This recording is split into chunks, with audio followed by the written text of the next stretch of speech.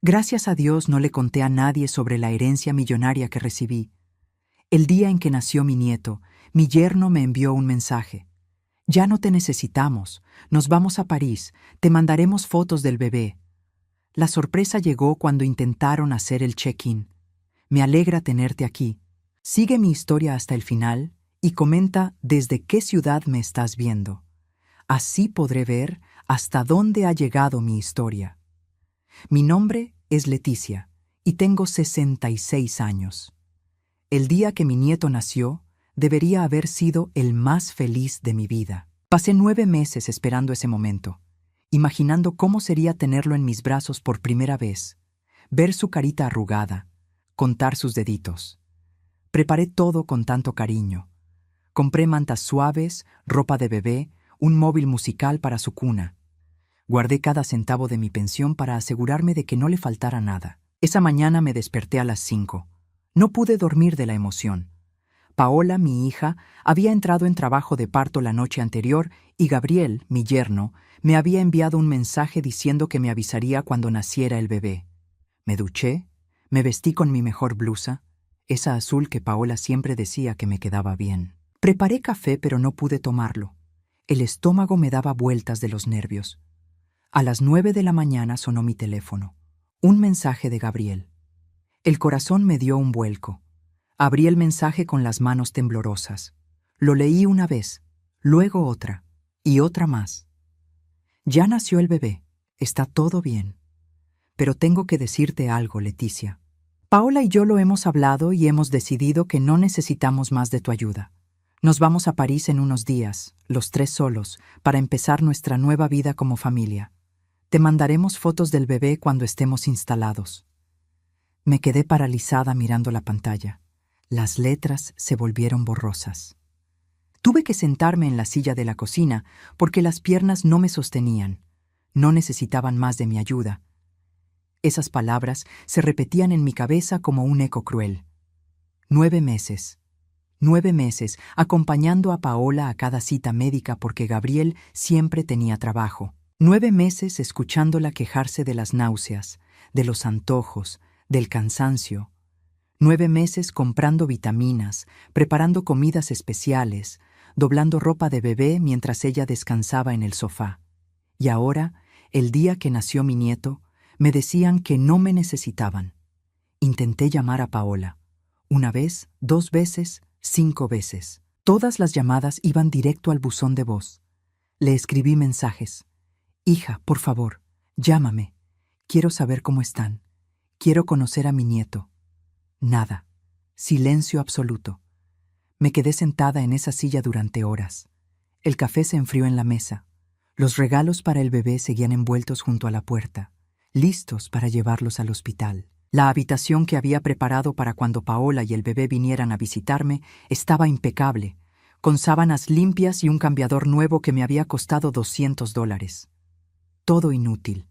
Pensé en los últimos meses, en cómo Gabriel siempre había tenido esa forma de mirarme, como si yo fuera un estorbo necesario. Nunca me lo dijo directamente, pero lo sentía. Cuando yo llegaba a su casa, él se iba a otra habitación. Cuando yo hablaba, él miraba su teléfono. Las pocas veces que me dirigía la palabra, usaba ese tono educado pero frío, como si estuviera hablando con una extraña. Y Paola, mi propia hija, ¿cómo había dejado que esto pasara? ¿En qué momento dejé de ser su madre para convertirme en alguien desechable? Recordé el día en que me contó que estaba embarazada. Vino a mi casa llorando de felicidad y yo lloré con ella. La abracé y le dije que íbamos a vivir esto juntas, que yo estaría con ella en cada paso. Y lo estuve. Dios sabe que lo estuve. Pero ahora me daba cuenta de algo que había estado negando durante años. Cada vez que Paola me necesitaba, yo aparecía. Pero cuando yo la necesitaba a ella, siempre había una excusa. Siempre estaba ocupada, siempre tenía algo más importante que hacer. El día de mi cumpleaños número 65, el año pasado, esperé toda la tarde que viniera a visitarme. Me había prometido que pasaríamos el día juntas. Preparé su comida favorita, compré un pastel pequeño. Ella llegó a las 8 de la noche, Se quedó 20 minutos y se fue porque Gabriel la estaba esperando para ir al cine. Cuando me dio neumonía hace 2 años y pasé una semana en el hospital, vino a verme una sola vez en 7 días. Gabriel, según ella, no quería que se contagiara. Ahora, sentada en mi cocina vacía, todas esas señales que había ignorado se volvían dolorosamente claras. Había algo que ellos no sabían, algo que había guardado en secreto durante los últimos 8 meses. Cuando mi tía Magdalena murió, me dejó una herencia, $350,000, una fortuna para alguien como yo, que había vivido toda mi vida con lo justo. Al principio quise contarle a Paola. Quise compartir esa alegría con ella, pero algo me detuvo. Una vocecita en mi interior me decía que esperara, que observara. Y gracias a Dios la escuché, porque si hubiera contado sobre ese dinero, ahora entendería la verdad de una forma mucho más dolorosa. Entendería que lo único que siempre les importó fue lo que yo podía darles. Me levanté de la silla cuando ya estaba oscureciendo. Mis piernas se sentían entumecidas. Fui hasta la habitación que había preparado y me quedé parada en la puerta. La cuna blanca que había comprado de segunda mano y había pintado con tanto cuidado. Los peluches ordenados en el estante. Las cortinas con ositos que había cosido yo misma porque no podía pagar unas nuevas. Todo para un nieto que tal vez nunca conocería. Cerré la puerta y me fui a mi habitación. Me acosté vestida sobre la cama y miré el techo. No lloré. El dolor era demasiado profundo para lágrimas. Era un vacío que me tragaba entera. Esa noche, en la oscuridad de mi cuarto, tomé una decisión. No iba a perseguir a Paola. No iba a rogarles que me dejaran ser parte de la vida de mi nieto. Si no me querían en sus vidas, si me habían desechado como si fuera basura después de haberme exprimido hasta la última gota, entonces vivirían con esa decisión. Y yo aprendería a vivir con este dolor. Pero lo que ninguno de ellos sabía era que esta historia apenas comenzaba, y que a veces las personas que descartas son las mismas que algún día necesitarás desesperadamente. Los días después de ese mensaje fueron extraños. Me movía por mi casa como un fantasma. Preparaba café que no tomaba, encendía la televisión sin mirarla, abría el refrigerador y lo cerraba sin sacar nada. Mi mente no dejaba de repetir los mismos recuerdos, como si estuviera buscando entender en qué momento todo se había torcido. Recordé cuando Paola tenía 23 años y me llamó llorando a medianoche.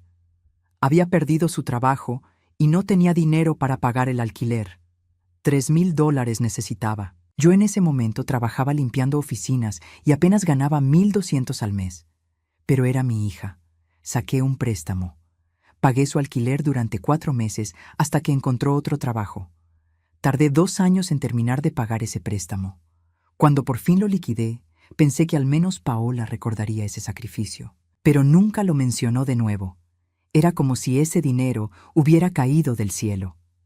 Luego estaba el asunto de su boda. Paola y Gabriel se casaron hace 3 años. Ella quería una boda grande, elegante. Gabriel venía de una familia con dinero, o al menos eso decían. Yo esperaba que ellos se encargaran de todo. Pero una tarde, 2 meses antes de la boda, Paola llegó a mi casa con cara de preocupación. «Mamá, tengo que pedirte algo», me dijo mientras se sentaba en el sofá. Yo estaba preparando la cena. Me sequé las manos y me senté junto a ella. «Dime, hija». Los papás de Gabriel dijeron que no pueden ayudar tanto como pensábamos con la boda. Dijeron que tienen otros gastos ahora, y nosotros no tenemos suficiente dinero ahorrado. El corazón se me apretó. Sabía lo que venía. «¿Cuánto necesitan?», pregunté, aunque no quería saber la respuesta. $15,000. $15,000. Yo tenía 18,000 ahorrados. Los había guardado durante 15 años, centavo a centavo. Era para mi retiro, para alguna emergencia médica, para no ser una carga para nadie cuando envejeciera. «Mamá, sé que es mucho», siguió Paola, y tenía lágrimas en los ojos. «Pero es mi boda. Es el día más importante de mi vida. Y Gabriel espera una boda bonita. Su familia espera algo elegante. No puedo decepcionar a nadie». Y yo, como siempre, cedí. Le di los $15,000. La boda fue hermosa. Paola estaba radiante con su vestido blanco. Gabriel sonreía mientras bailaban. Los padres de Gabriel lucían orgullosos en su mesa, bebiendo vino caro. Y yo estaba sentada en una esquina, con un vestido que había comprado en una tienda de segunda mano, viendo cómo mis ahorros de 15 años se convertían en flores, música y comida que se consumieron en una noche. Después de la boda, esperé al menos un agradecimiento. Algo. Cualquier cosa. Paola me dijo, gracias mamá una vez, de pasada, mientras recogían los regalos al día siguiente. Eso fue todo, pero lo peor no fue el dinero. Lo peor fue Gabriel. Desde el primer día que lo conocí, supe que había algo en él que no me gustaba. Llegó a casa con Paola para presentarse. Yo había preparado una cena especial. Me había esmerado. Quería que se sintiera bienvenido. Gabriel entró con su traje caro y su reloj brillante. Me dio la mano sin mirarme a los ojos. Durante toda la cena, habló de su trabajo, de sus planes, de su futuro. No me hizo una sola pregunta. Ni siquiera fingió interés cuando Paola mencionó que yo había trabajado como enfermera antes de retirarme. Cuando se fueron esa noche, le pregunté a Paola qué le parecía. «Es perfecto, mamá», me dijo con esa sonrisa enamorada. «Es ambicioso, inteligente, me trata como una reina». No dije nada más, pero en mi interior ya sabía. Gabriel no me respetaba. Para él yo era invisible. Solo servía cuando necesitaban algo. Y así fue. Durante los 3 años de matrimonio, cada vez que yo visitaba su casa, Gabriel encontraba una excusa para irse. Tengo trabajo, tengo una llamada importante, voy al gimnasio. Nunca me quedaba más de 5 minutos en la misma habitación que yo. Paola tampoco cambió eso. De hecho, ella empezó a imitarlo. Nuestras conversaciones se volvieron más cortas. Nuestros almuerzos juntas se cancelaban más seguido. Cuando yo la llamaba, sonaba apurada, distraída. «Mamá, te llamo luego, estoy ocupada». «Mamá, hoy no puedo, Gabriel y yo tenemos planes». «Mamá, la próxima semana, te prometo». La próxima semana nunca llegaba. Y entonces, ella quedó embarazada. Cuando me lo contó, pensé que las cosas cambiarían.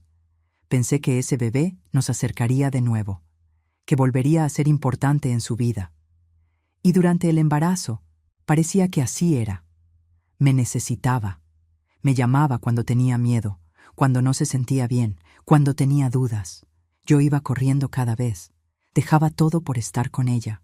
Pagué el monitor para el bebé porque Gabriel dijo que no tenían presupuesto para eso. Pagué la cuna, el carrito, la bañera. Casi $1,500 en total. Gabriel nunca dijo gracias, ni una sola vez. Solo asentía con la cabeza cuando yo llegaba con las cosas, como si fuera mi obligación. Una tarde, 2 semanas antes de que naciera el bebé, fui a su casa a llevarles comida. Había cocinado un guiso que sabía que a Paola le encantaba. Toqué la puerta y Gabriel abrió. «Hola, Gabriel», dije con una sonrisa. «Te traje comida para que no tengan que cocinar hoy». Él miró la olla que traía en mis manos y suspiró. No era un suspiro de agradecimiento. Era de fastidio. «Paola está descansando», dijo sin moverse de la puerta. «Puedo entrar despacito y dejar esto en la cocina sin hacer ruido», ofrecí. «No es necesario. Dame eso, yo lo guardo». Extendió las manos y tomó la olla. Luego cerró la puerta sin decir nada más. Me quedé parada en el pasillo, sintiendo esa humillación caliente subiéndome por el pecho. Debí haber visto las señales. Todas estaban ahí. Pero cuando amas a alguien, especialmente a tu hija, te convences de que las cosas no son tan malas. Te dices que está ocupada, que está cansada, que todo mejorará. Hasta que llega un mensaje que te destroza y te das cuenta de que nunca fuiste importante. Solo fuiste útil. Ahora, sentada en mi sala, mirando el teléfono que seguía sin mostrar ningún mensaje de Paola, entendía todo con una claridad dolorosa. Había sido una tonta que confundió ser necesaria con ser amada. Y lo más irónico de todo era que guardaba un secreto que podría haberlo cambiado todo. Esos $350,000 que recibí de mi tía Magdalena. Dinero que hubiera resuelto cualquier problema que tuvieran. Dinero que Gabriel habría adorado tener. Pero algo me había hecho callar. Algo profundo, instintivo, como si mi subconsciente supiera que si ellos descubrían ese dinero, nunca sabría si me querían a mí o a lo que yo podía darles. Ahora tenía mi respuesta. Y dolía más de lo que jamás imaginé. Pasaron 5 días desde aquel mensaje. 5 días en los que intenté encontrar una nueva rutina, una nueva forma de vivir con este dolor. Me obligaba a levantarme, a prepararme el desayuno, a salir a caminar por el parque, aunque no tuviera ganas de ver a nadie.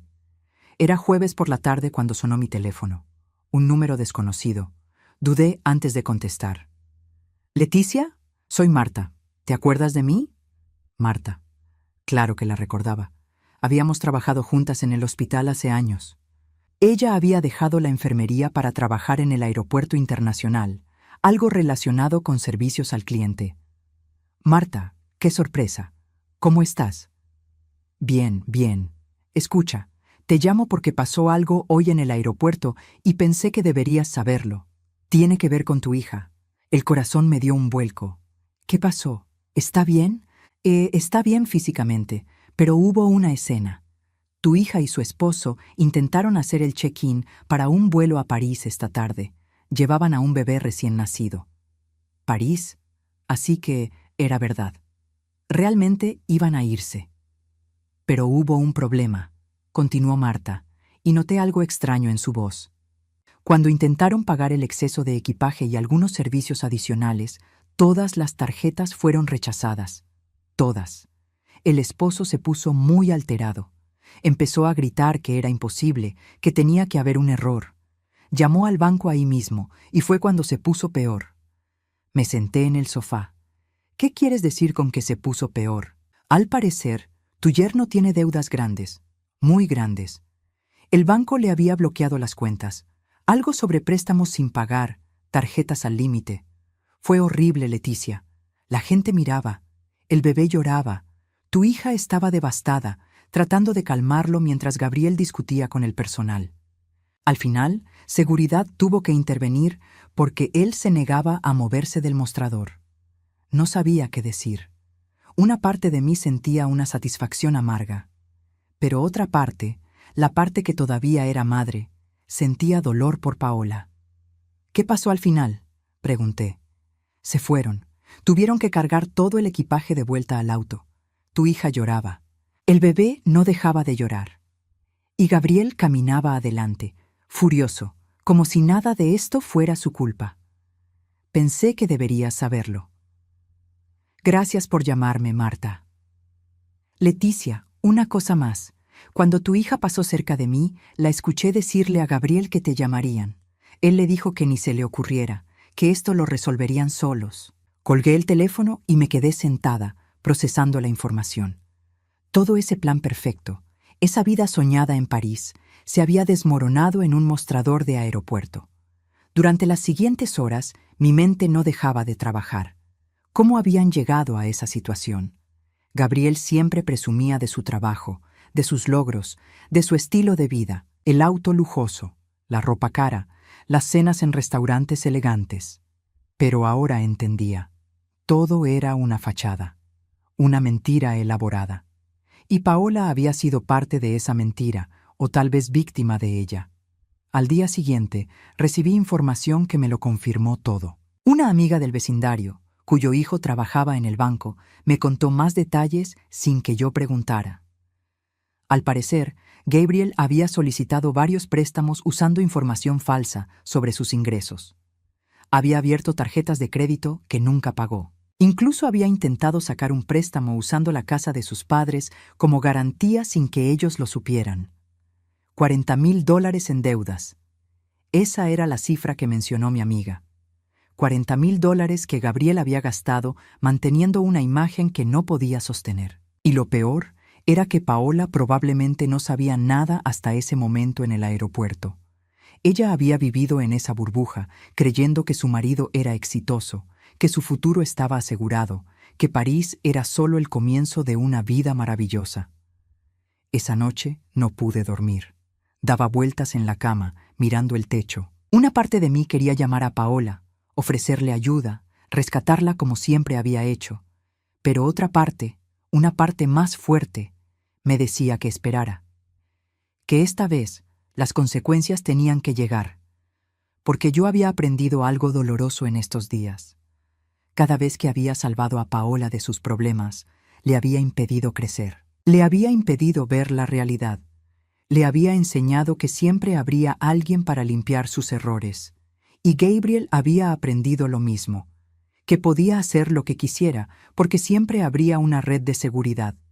Pero esa red ya no existía, o al menos ya no era la misma.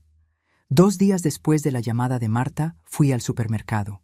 Necesitaba salir de casa, despejar la mente. Mientras empujaba el carrito por el pasillo de verduras, escuché una voz familiar. No puedo creer que tu suegra no haya contestado ninguna de tus llamadas. ¿Qué clase de abuela hace eso? Me quedé paralizada. Era la voz de Clara, la mejor amiga de Paola. Estaba en el pasillo siguiente, no podía verme. No la culpo, respondió otra voz que reconocí como de Sandra, otra amiga de Paola. Después de cómo Gabriel le habló ese día en el baby shower. Fue horrible. Le dijo que cuando naciera el bebé, no querían que estuviera metiéndose en su crianza, que ellos sabían lo que hacían y no necesitaban una vieja diciéndoles qué hacer. Me agarré del carrito para no caerme. Sentí que el piso se movía bajo mis pies. Sí, pero Paola no lo detuvo, continuó Clara. Estaba ahí sentada y no dijo nada. Solo se rió incómoda y cambió de tema. Si yo fuera Leticia, tampoco contestaría. Pero ahora la necesitan.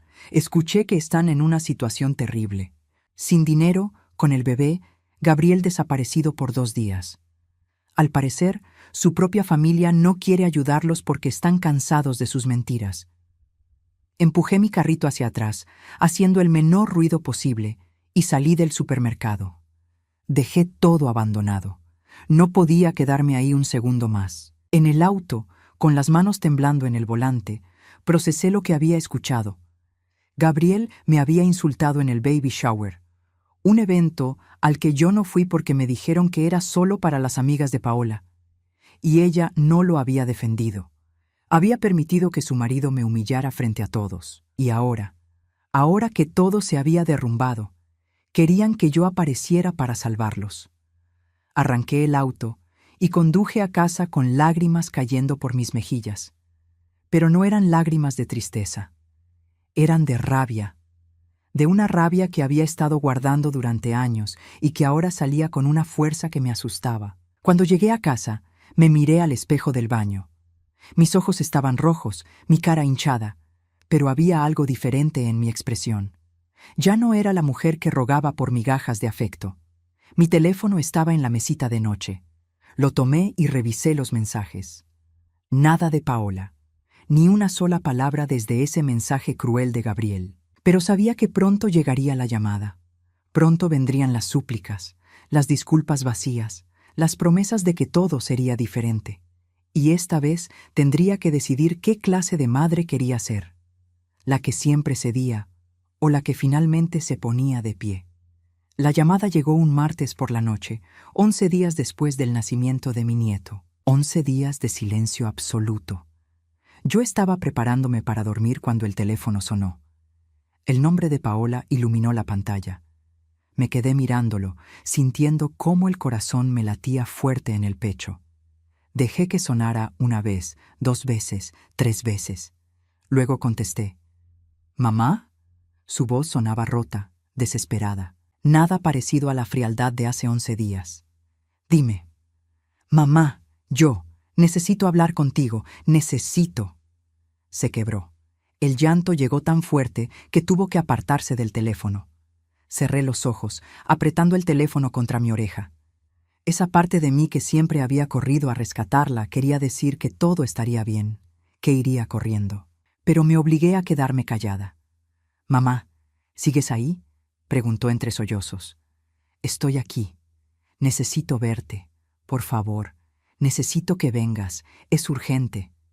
«¿Qué pasó?», pregunté, manteniendo mi voz neutral. Hubo un silencio. Luego, como si las palabras le quemaran al salir, dijo: «Todo se desmoronó, mamá. Todo. Gabriel, hay deudas, muchas deudas. Los bancos nos están llamando. El dueño del apartamento nos dio aviso de desalojo. Tenemos que irnos en 15 días y no tenemos dónde ir. Y Gabriel. ¿Qué pasa con Gabriel? Desapareció. Hace 3 días. Dejó una nota diciendo que necesitaba tiempo para pensar, para resolver las cosas. Pero no contesta el teléfono. Mamá, estoy sola con el bebé. No tengo dinero. No tengo nada. La escuché llorar y algo se torció en mi pecho. Pero no era el dolor de antes. Era algo más complejo. Tristeza mezclada con rabia. Amor mezclado con decepción. ¿Y por qué me llamas ahora, Paola? Hace 11 días me dijeron que no me necesitaban, que se iban a París a comenzar su vida perfecta sin mí. Silencio. Un silencio tan largo que pensé que había colgado. Eso fue Gabriel, susurró finalmente. Él mandó ese mensaje desde mi teléfono. Yo no sabía hasta después. ¿Y no te pareció importante llamarme para aclararlo? ¿No te pareció importante decirme que había nacido mi nieto? 11 días, Paola. 11 días en los que no supe nada de ti. 11 días preguntándome si mi nieto estaba bien, si tú estabas bien. Lo siento, mamá. Lo siento tanto. Yo estaba confundida. Gabriel me decía que tú ibas a intentar controlar todo, que necesitábamos espacio, que era mejor así. Y yo le creí. Fui una tonta. Respiré profundo. ¿Dónde están los padres de Gabriel? ¿Su familia? No quieren saber nada de nosotros. Dijeron que Gabriel les mintió demasiadas veces, que usó el nombre de ellos para sacar préstamos. Están furiosos. Su mamá me dijo que me merecía lo que me estaba pasando por haber elegido a su hijo. La crueldad de esas palabras me dolió, aunque no fueran dirigidas a mí. Nadie merecía escuchar eso, especialmente alguien con un bebé recién nacido. Mamá, por favor, continuó Paola, su voz quebrándose de nuevo. Sé que no tengo derecho a pedirte nada, sé que fui horrible contigo, pero no es por mí, es por el bebé, por tu nieto. Él no tiene la culpa de nada de esto. Y ahí estaba, el argumento que sabía que llegaría, el bebé inocente, mi nieto. ¿Cómo se llama?, pregunté de repente. ¿Qué? Mi nieto. ¿Cómo se llama? Otra pausa. Mateo, se llama Mateo. Mateo. Repetí el nombre en mi mente, sintiendo cómo algo se ablandaba en mi interior. Pero no podía dejar que ese sentimiento me dominara. No esta vez. Paola, necesito pensar. ¿Pensar? Mamá, no hay tiempo para pensar. Nos van a sacar a la calle. El bebé necesita pañales, leche de fórmula. Yo apenas puedo levantarme de la cama. Todo me duele. Estoy agotada y sola, completamente sola. Cerré los ojos con fuerza. Te voy a preguntar algo y quiero que me respondas con la verdad. ¿Sabías de las deudas de Gabriel? No, te juro que no. Yo pensaba que todo estaba bien. Él manejaba el dinero. Me decía que no me preocupara, que él se encargaba de todo. Fui una idiota por confiar ciegamente. ¿Y el mensaje que me mandó? ¿De verdad no sabías? Hubo una vacilación, una pequeña pausa que me lo dijo todo. Yo estaba ahí cuando él lo mandó, admitió finalmente, y su voz era apenas un susurro. Él me dijo que era mejor así, que si tú venías al hospital ibas a querer quedarte y metértenos en todo, que necesitábamos establecer límites desde el principio. Y yo no lo detuve. Debí haberlo detenido, pero no lo hice. Estaba cansada, adolorida, confundida, y lo dejé hacerlo. Ahí estaba la verdad. Ella había estado ahí. Había visto cómo Gabriel escribía ese mensaje cruel y no había hecho nada para impedirlo. Mamá, sé que no merezco tu perdón, continuó Paola, llorando más fuerte ahora. Sé que fui terrible, pero por favor, no le des la espalda a Mateo. Él es inocente. Me senté en el borde de mi cama, sintiendo el peso de todo. Años de sacrificio, años de ser la segunda opción, años de ser necesaria pero no amada. Y ahora, cuando todo se había derrumbado, volvían a mí. Voy a ir mañana, dije finalmente. Pero necesito que entiendas algo, Paola. Esto no puede seguir así. No puedo seguir siendo alguien a quien recurres solo cuando estás desesperada. Lo sé, mamá, lo sé. Te prometo que va a ser diferente. Las promesas ya no me sirven, los hechos sí. Colgué antes de que pudiera responder. Me quedé sentada en la oscuridad de mi habitación, con el teléfono en la mano. No había dormido bien en días, pero esa noche fue peor. Di vueltas en la cama, pensando en qué iba a encontrar mañana. Pensando en ese bebé, en Mateo, que no había pedido nacer en medio de este desastre. A las 6 de la mañana, me levanté. Me duché, me vestí, preparé café. Mientras lo tomaba, mirando por la ventana cómo amanecía, pensé en la herencia de mi tía Magdalena. $350,000 que nadie sabía que tenía. Dinero que podría resolver todos los problemas de Paola en un instante. Dinero que podría pagar las deudas, conseguir un nuevo apartamento, comprar todo lo que el bebé necesitara. Pero si hacía eso, ¿qué aprendería Paola? ¿Qué aprendería Gabriel si regresaba? Terminaría siendo lo mismo de siempre. Yo pagando, yo resolviendo, yo siendo útil pero no valorada. No. Esta vez tenía que ser diferente. Tomé mi bolso y salí de casa. El trayecto hasta el apartamento de Paola se me hizo eterno. Cuando llegué, el edificio lucía descuidado. La pintura descascarada, el jardín sin mantenimiento. Subí las escaleras hasta el tercer piso y toqué la puerta. Paola abrió casi inmediatamente. Estaba pálida, con ojeras profundas, el cabello sin lavar. Llevaba una bata manchada. Detrás de ella escuché el llanto del bebé. Nos miramos por un momento largo. Luego ella comenzó a llorar de nuevo. Mamá. Y en ese momento, viéndola así, rota y vulnerable, supe que tenía una decisión que tomar. Una decisión que cambiaría todo. Pero esta vez iba a tomarla con la cabeza, no solo con el corazón. Entré al apartamento y el desorden me golpeó inmediatamente. Ropa sucia apilada en el sofá, platos sin lavar en el fregadero, bolsas de pañales usados en una esquina. El olor era una mezcla de leche agria y desesperación. Paola cerró la puerta detrás de mí y se quedó ahí parada, como si no supiera qué hacer o decir. El llanto del bebé seguía sonando desde la habitación. ¿Puedo verlo?, pregunté. Ella asintió y me llevó a la habitación. En una cuna pequeña, envuelto en una manta celeste, estaba Mateo, mi nieto. Lo vi por primera vez y sentí cómo algo se rompía y se reconstruía dentro de mí al mismo tiempo. Era tan pequeño, tan frágil. Su carita arrugada estaba roja de tanto llorar. Sin pensar, extendí los brazos. ¿Puedo cargarlo? Paola lo levantó con cuidado y me lo pasó. El peso de Mateo en mis brazos era real, sólido. Lo acuné suavemente, susurrándole palabras sin sentido, y poco a poco, su llanto se fue calmando. Sus ojitos se abrieron brevemente, oscuros y profundos, antes de cerrarse de nuevo. Miré a Paola. Ella estaba observándonos con lágrimas corriendo por sus mejillas. «Es hermoso», dije en voz baja. «Se parece a ti», respondió ella. «Tiene tu nariz». Nos quedamos en silencio por un momento.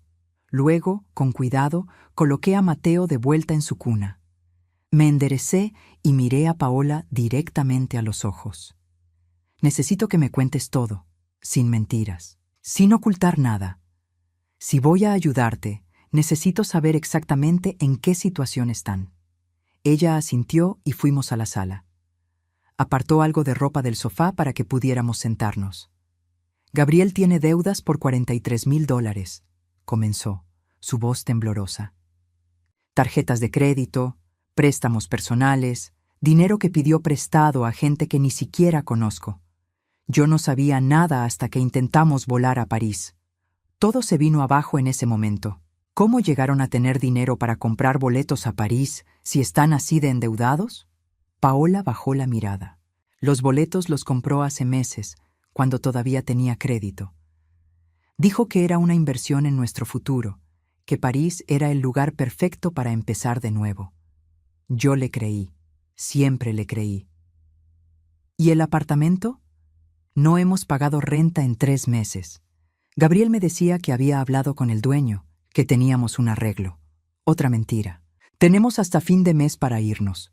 ¿Cuánto dinero tienen ahora? $230. Eso es todo. Respiré profundo. ¿Y Gabriel? ¿Sabes dónde está? Ella negó con la cabeza. Su teléfono está apagado. He llamado a todos los que conozco. Nadie sabe nada. ¿O no quieren decirme? ¿Sus padres? Su madre me colgó el teléfono. Me dijo que no volviera a llamar, que su hijo era mi problema ahora. Me levanté y caminé hacia la ventana. Desde ahí podía ver el estacionamiento. El auto de Gabriel, ese Mercedes que tanto presumía, tenía una calcomanía naranja en el parabrisas. Probablemente aviso de embargo. Paola, voy a ayudarte, dije sin voltearme. Pero no de la forma que esperas. Escuché cómo se movía en el sofá. ¿Qué quieres decir? Me volteé hacia ella. No voy a pagar las deudas de Gabriel. No voy a rescatarlos de este desastre que él creó. Pero voy a ayudarte a ti y a Mateo a salir de esto. Su rostro mostró confusión. No entiendo. Tienes que dejarlo, Paola. Tienes que separarte de Gabriel. Ella se quedó paralizada. Mamá, no puedes pedirme eso. Es mi esposo. Es el padre de Mateo. Es un mentiroso que los hundió en una deuda imposible. Es alguien que desaparece cuando las cosas se ponen difíciles. Es alguien que te aisló de mí porque sabía que yo vería quién era realmente. Pero yo lo amo. ¿Lo amas o amas la idea de lo que pensabas que era? Paola no respondió. Se cubrió el rostro con las manos y comenzó a llorar de nuevo. Me senté a su lado y puse una mano en su hombro. Sé que duele. Sé que es aterrador. Pero tienes que pensar en Mateo ahora. Piensa en qué tipo de vida tendrás si sigues con Gabriel. Deudas persiguiéndolo siempre, mudanzas constantes, inestabilidad. ¿Eso es lo que quieres para tu hijo? No, susurró entre sollozos, pero no sé si puedo hacerlo sola. No estarás sola, yo estaré contigo, pero solo si tomas esta decisión, solo si eliges un camino diferente. Ella levantó la mirada, sus ojos rojos e hinchados. ¿Qué tengo que hacer? Primero, vas a buscar un abogado para iniciar el divorcio. Yo conozco uno que puede ayudarte, alguien que entiende estos casos. Segundo, vamos a encontrar un lugar donde puedan vivir tú y Mateo. Nada lujoso, algo modesto, pero seguro. Tercero, vas a conseguir trabajo. No importa qué tipo de trabajo sea al principio, pero vas a empezar a construir tu propia independencia. ¿Y las deudas de Gabriel? Esas son su problema, no tuyo. El abogado se encargará de que quede claro en el divorcio. Tú no eres responsable de los desastres financieros que él creó solo. Paola me miró con una mezcla de miedo y esperanza. ¿De verdad crees que puedo hacerlo? Sé que puedes. Eres más fuerte de lo que crees. Solo has dejado que otros te convenzan de lo contrario. En ese momento, escuchamos una llave en la puerta. Ambas nos tensamos. La puerta se abrió y Gabriel entró. Se veía terrible. Barba de varios días, ropa arrugada, ojos inyectados de sangre. Se detuvo al vernos. ¿Qué hace ella aquí?, preguntó señalándome. Es mi madre, Gabriel. Tiene derecho a estar aquí. Él soltó una risa amarga. Ah, claro. Corriste a buscar a mami para que lo salvara. Qué predecible. Me puse de pie, mirándolo directamente. Tú no tienes derecho a hablarle así. ¿Y tú quién eres para decirme cómo hablarle a mi esposa? Soy la persona que va a ayudarla a salir del desastre que tú creaste. Gabriel dio un paso hacia mí, pero Paola se interpuso. Gabriel, para. ¿Para? ¿Ahora me dices que pare? ¿Dónde estabas tú cuando yo necesitaba apoyo? ¿Dónde estabas cuando todo se vino abajo? Tú desapareciste, dijo Paola, su voz ganando fuerza.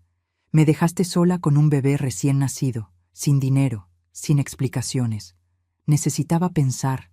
No, necesitabas huir, como siempre haces cuando las cosas se ponen difíciles. Gabriel se quedó callado, sorprendido por el tono de Paola.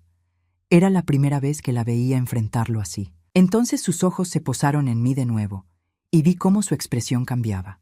Una sonrisa calculadora apareció en su rostro.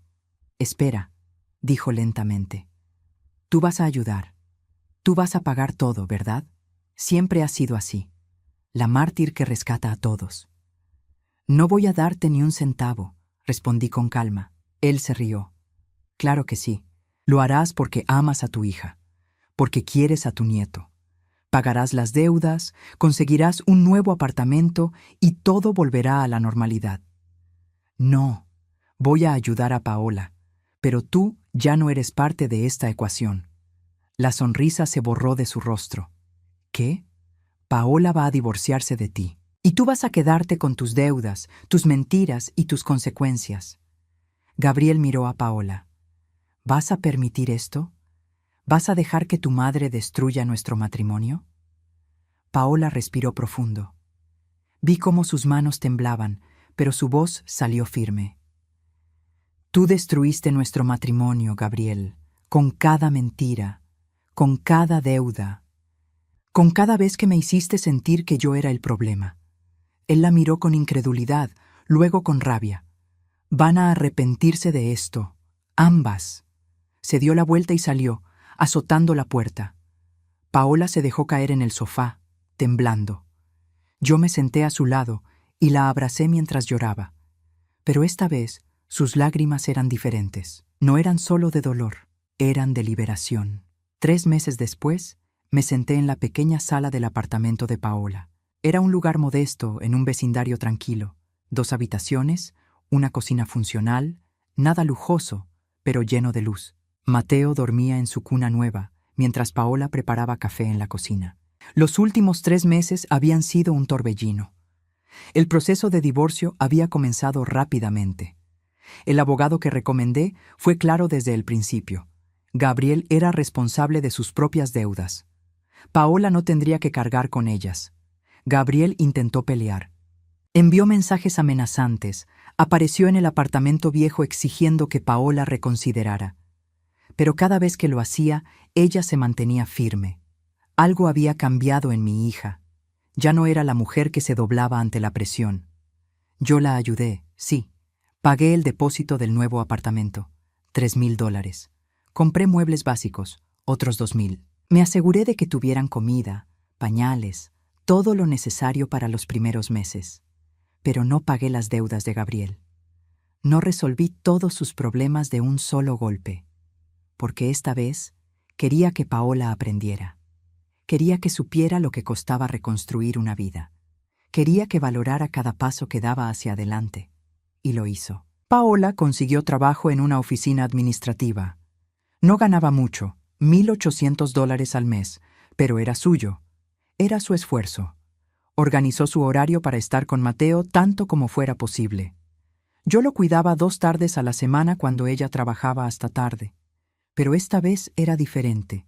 Esta vez ella me pedía las cosas. Me preguntaba si podía, si tenía tiempo. Ya no asumía que yo dejaría todo por ella. Y eso, de alguna forma extraña, nos acercó más que nunca. Paola salió de la cocina con 2 tazas de café y se sentó frente a mí. ¿Cómo te sientes?, le pregunté. Ella pensó un momento antes de responder. Cansada, asustada, pero también libre. Es raro decirlo, pero me siento libre por primera vez en años. ¿Has sabido algo de Gabriel? Su abogado contactó al mío la semana pasada. Al parecer se declaró en bancarrota. Perdió el auto, tiene que mudarse con sus padres. Está tratando de reducir la manutención que tiene que pagar por Mateo. ¿Y qué dice tu abogado? Que no puede reducirla tanto.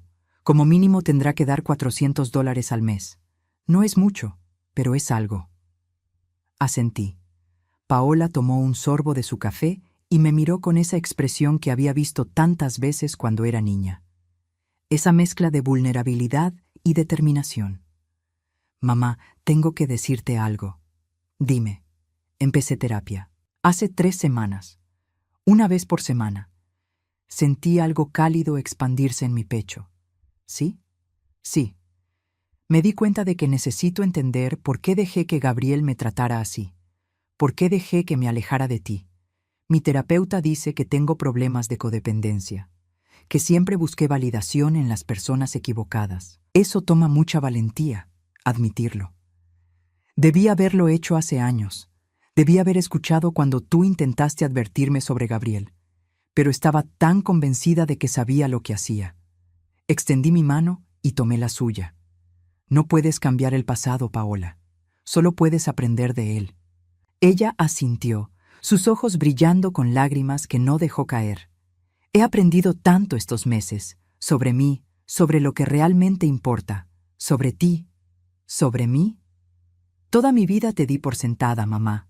Asumí que siempre estarías ahí, limpiando mis desastres, pagando mis errores, aguantando mis desplantes. Nunca me detuve a pensar en lo que tú necesitabas, en lo que tú sentías. Las palabras me tocaron profundo, en lugares que había mantenido cerrados durante años. Cuando Gabriel mandó ese mensaje diciéndote que no te necesitábamos, yo debí haberlo detenido. Debí haberte llamado inmediatamente para disculparme, pero no lo hice, porque en el fondo creo que parte de mí estaba de acuerdo con él. Pensaba que necesitaba espacio, que estaba siendo demasiado presente. Me mordí el labio, sintiendo el dolor de esa confesión.